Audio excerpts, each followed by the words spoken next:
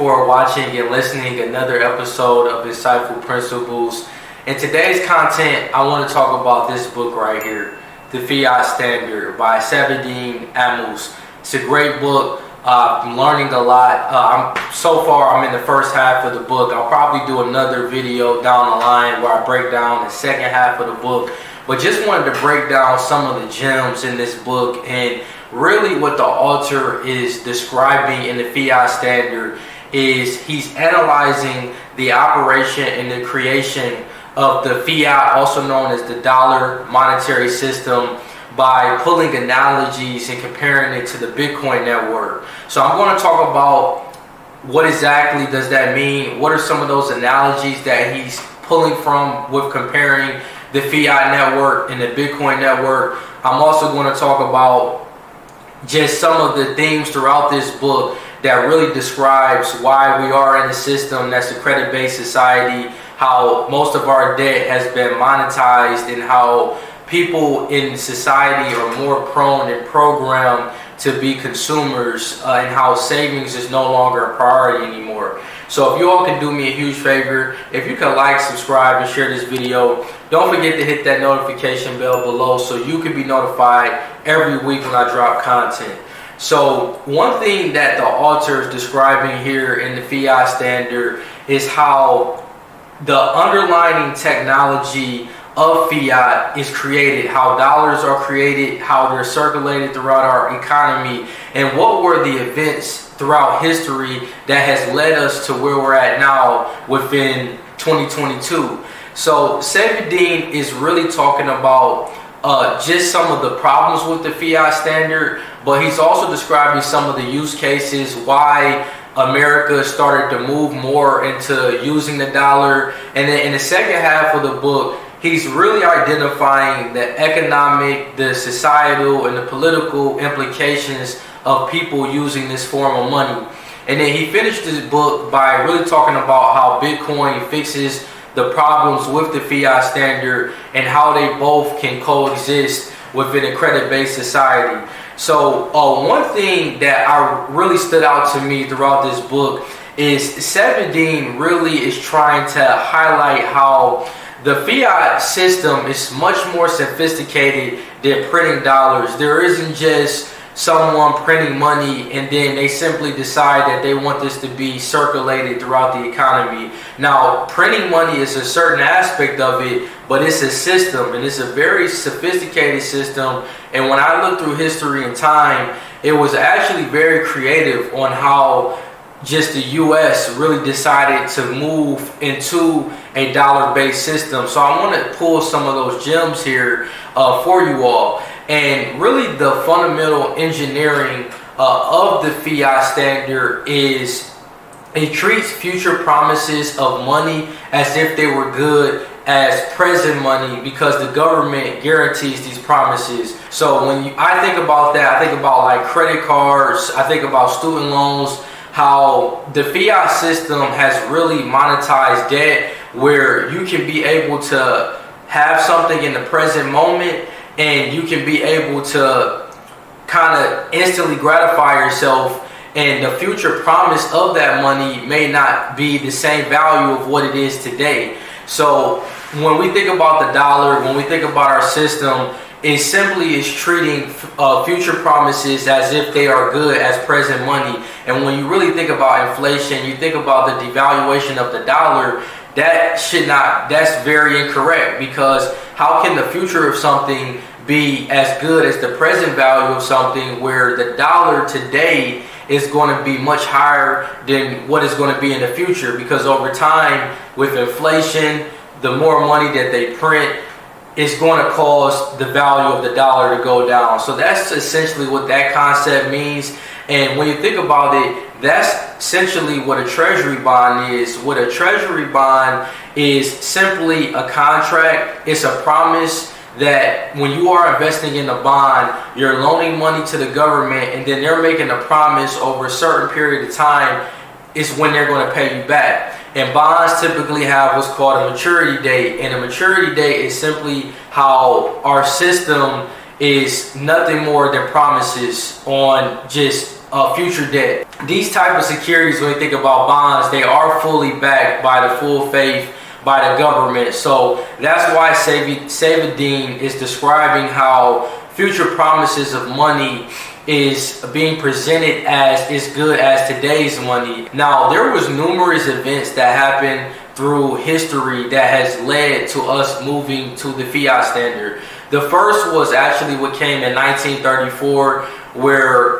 President Roosevelt, he ordered the confiscation of America's gold by buying it from the public at $35. Now, in 1946, this was the next event that we had, and this was also known as the Bretton Woods Agreement. Now, what the Bretton Woods Agreement was, it essentially was now creating international settlement with their dollar across many countries. So now you talk about countries like China, like Japan, Russia, Europe. They now can use the dollar to be able to trade and sell goods and services. So now the dollar is no longer here just in America, but now it can be traded amongst other countries. So that's essentially what the Bretton Woods Agreement was. It's just an international settlement of the dollar. And then the last event that we had that really had led us to really move fully into a fiat standard was on August 15th of 1971.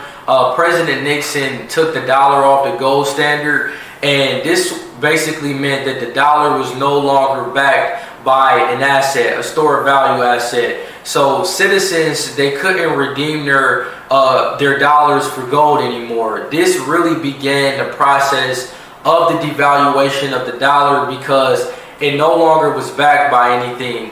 When you had the dollar on the gold standard, our monetary system, they couldn't be reckless with the monetary supply, because if things got out of control, people in society could easily go to a bank, they could redeem their dollars for a certain amount of gold. But when they took the dollar off the gold standard, it now became a system of credit and debt.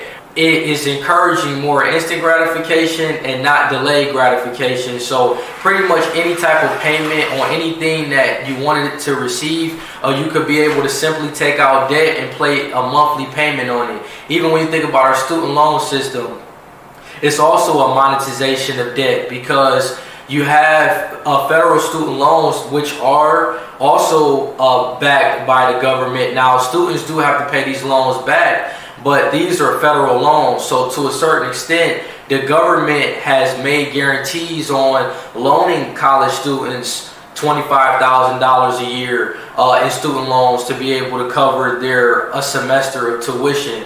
So the student loan system is also another protocol that is incentivizing people to take out debt to be able to receive an education. And a lot of times you pay all that money, you take all that money out in debt, and your education isn't the great of a return of investment to be able to pay back your debt down the line. So he's really just talking about in the book how in 1971 it moved off the gold standard with the dollar. Everything just became more encouraged to take out debt and savings. Now, gold was used as a store of value, and people were actually in a better position economically because their dollars were actually worth something because it was backed by a physical asset. And the system that we're in today is not backed by anything, so they can print unlimited amounts, and the money that you're just storing in a bank account is just losing value constantly. So that's why the importance of investing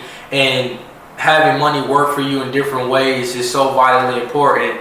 Now, Saifedean essentially explains this whole entire process as the Fiat Standard protocol installation. So he's kind of comparing it to Bitcoin, how, you know, when Bitcoin in 2011 and 2010, when that came about, it had a certain protocol, a proof of work protocol, where people were now able to use a peer-to-peer cash system. Whereas what we had in 1971 with the dollar, this was the genesis of the dollar system and how now it was going to be implemented throughout society. And now we're in a situation where governments are more incentivized to run unsustainable deficits. When you really look at America as a whole, we have more liabilities than we actually have assets. You know, our economic output throughout society, we import more goods than we export. So we have a lot of different liabilities. You know, our Fed balance sheet is somewhere at $9 trillion. So we constantly have been in deficits. We haven't seen a surplus with our monetary supply in a very long time. We also have a system of confiscating and restricting the movement of gold. And some of the main purposes of why they decided to move away from the gold standard is because the way Savidin explains it in the book is that one important thing about exchanging value and moving money across the world is that gold can cost a lot to transport across the country. And when you talk about the dollar, essentially is digital, and even when it was mostly starting out as physical, moving hundreds of dollars is not going to cost as much in transportation costs as 700 ounces of gold. So transportation costs was a very important element of why the U.S. decided to move off of the gold standard and to completely just create a fiat standard. And another reason is also Savidin describes how what makes money a store of value, what gives it is value, and what actually is, it does have to be sellable across time and space. So what time is simply meaning is it has to be valuable enough where it's going to store enough value over time and the price is not going to fluctuate as much. Gold fulfilled that specific purpose, but when it came to space, the challenge was when they wanted to be able to move money across other countries, it was costing a lot of money in order to do so. So they couldn't be able to move money as quickly from here to China or from here to Russia. So they had to find a creative way to say, okay, how can we use a specific form of money that can be more sellable across time and space? But I definitely think we eventually moved into a system where they started to increase the supply of paper notes. So I'm thinking more of like just paper debt. When we think about treasury securities like bonds, notes, treasury bills, a lot of that start to become more prevalent because even in a lot of international countries, they also hold treasury bonds. So that was another way to be able to move money in large amounts more creatively in different forms of different assets with utilizing the dollar. And really the last thing that the U.S. has done a very good job on is they have really gotten other countries to use our currencies as their reserves on their balance sheets. So, you know, you think about different countries like Europe, they really rely on the dollar to be able to move money and have it on their reserves. Now, Russia and China are actually trying to move away from that because they realize the control that the U.S. has. You know, when they are essentially have a monopoly on the system where not only do they have an authority here in America, but when you talk about other international countries that are using it as reserves on their balance sheets, they have leeway on other countries having to follow what America wants them to follow when it comes to their dollar system. So I definitely think these were some of the themes that I'm noticing from the book, but it's a great read. I would tell everyone to definitely check out this book. It's a follow-up from the Bitcoin Standard, so it's a lot of great parallels, and I'm definitely going to break down just the second half of this book down the line, but I kind of wanted to share some of these gems because I think when it comes to the fiat standard, you have to understand how our monetary system works. In order to understand how Bitcoin works, I think you have to know how the system that we currently live here in America, how that system operates, and how did the creation of fiat even come about. So I hope this video was very informative and helpful for you all. If you all can do me a huge favor, if you could like, subscribe, and share this video. Don't forget to hit that notification bell below so you can be notified every week when I drop content. And I thank you all so much for watching, and take care.